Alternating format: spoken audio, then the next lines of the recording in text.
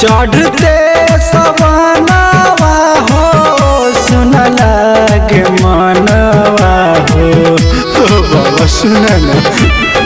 हाँ चढ़ते सवनवा हो सुन लागे मनवा हो कि सुन भोले बाबा जनुआन पान कहिए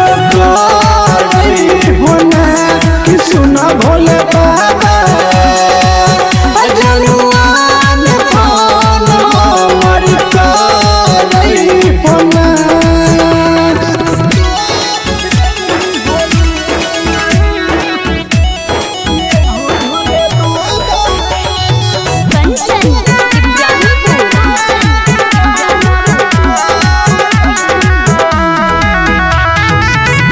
बेलक पतवा हो अपने ही हाथवा हो तोरा चढ़ई बहो बाबा मलती भर जलवा हो सुने छ बाबा। हाँ बेलक पतवा हो अपने ही हाथवा हो तोरा पर चढ़ई बहो बाबा मलती भर जलवा हो कर विचार हो भेलिया लाचार हो कि सुन भोले बाबा जनुआन पान हमर करई होना।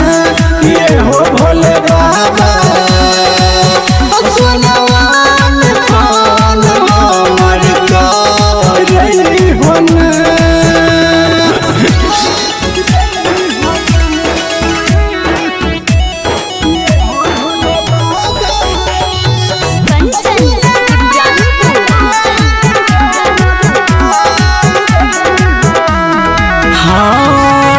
राइटर कृष्ण कन्हैया जगदेव पवनवा हो प्रेमी विक्रम पर हो बाबा दहन दयानवा हो बाबा कत सुतल छ।